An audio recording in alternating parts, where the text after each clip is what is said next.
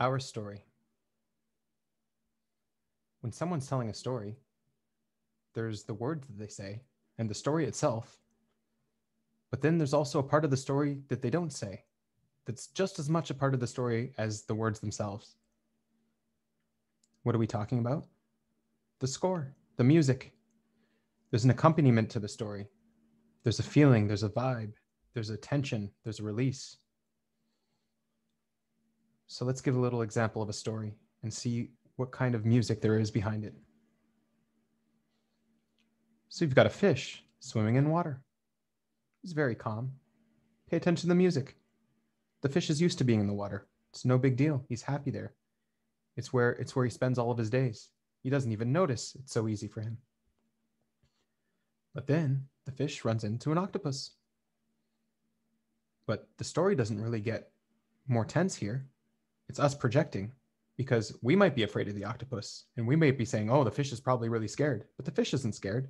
When he's telling his story, yeah, I run into an octopus. I run into octopi all the time. And all I do is swim away. I'm used to octopus. No problem. Used to the octopi. But then he runs into something he's never seen before. He runs into a fishing boat. What is this thing that's coming closer and closer? He's curious. He's getting closer. He doesn't know what it is.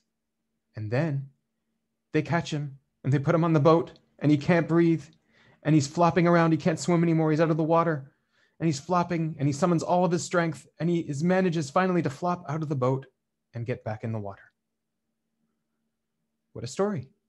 So let's think about the elements of the story. You've got the water. You've got the octopus. You've got the fishing boat. The dry land where they catch him and put him on the boat. And back in the water. So what is the music like? Well, at the beginning when he's in the water, really calm, right? And when he meets the octopus, well, we might think it's dangerous and scary. We might project onto him, but for him, when he's telling the story, he's also really calm. Sees octopus all the time. But then when he sees the fishing boat, his story got a little bit more tense. What's going on? What's going to happen? Mystery. And then he gets caught and you get the climax, the tension, the difficulty. And then he gets back to the water and there's a release. There's a sense of accomplishment, achievement. So let's think of our last video. We've got the savior, all of the elements of the last video. We've got the savior. We've got the hammer. We've got the garbage that builds up. We've got the demon, the monster. And then we have the victory, the cheers, the crowd, the praise, right? The success.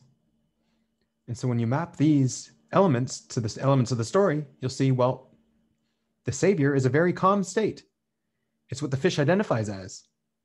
I'm not responsible to get out of boats. I'm not responsible for that. I'm the fish. I'm going to swim. And whenever you hear a story in a very calm state, you know that you're in his element. He's in his element. He's using the parts of himself that he identifies with as the hero of the story, as the savior. And then the hammer, yeah. So there's a little bit of difficulty in your savior state, but you use your saviors and everything's fine. He knows how to swim. He swims away. No big deal. But then danger comes. The garbage starts piling up until it becomes a monster. And the demon state is where everything is difficult. There's a climax. There's tension. And then when there's a release, when you actually succeed with your demons and you get through them, you get the victory, you get the cheers, you get the praise. So you have the story of the fish, you have the two elements, the beginning and the end, and you've got the savior and the demon state. The fish's savior state is in the water, and the demon state is when he's caught, and he's when he's put on dry land. Great, that's great for a fish. But what happens if you change the story and you have the same elements with a dog? Does the story change? Well, let's take the same elements, but switch them around a little bit. Let's have the dog start on dry land. Then he goes in the boat with his masters, and he trusts his masters. No big deal. You know, it's a bit scary to go in the boat, but he's with his masters. No big deal. He does it all the time. But then he falls in the water. Okay, he's used to water, no big deal, but it's still tension. He's got to get back to the boat. And then there's the octopus that's going to catch him. And he's running from the octopus. He's swimming away, and he gets back on the boat and succeeds. So basically, what's the music? The same thing, just in reverse, where the elements are switched around a little bit. And you see, for the dog, the octopus is the challenging part. That's what he was projecting on the fish. Oh, the octopus must be scary. How did you ever accomplish that? How is the fish so calm? Right? And if the dog tells the story, well, look at this octopus. That was the scariest part of my story.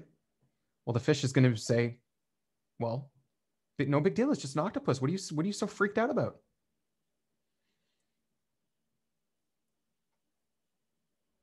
So you have on the one side, the dog, where the land is the savior state and the water is the demon state. And you've got the fish, where the water is the savior state and the land is the demon state, completely backwards. And so when the dog sees the fish on the land freaking out, I'm on the land, I'm on the land. What does the dog think? Land? That's savior state. What are you freaking out for? No big deal. Relax. It's not the end of the world. But when the dog is in the water and the fish sees the dog in the water freaking out, he thinks, water, that's my savior state. What are you so nervous about in the water?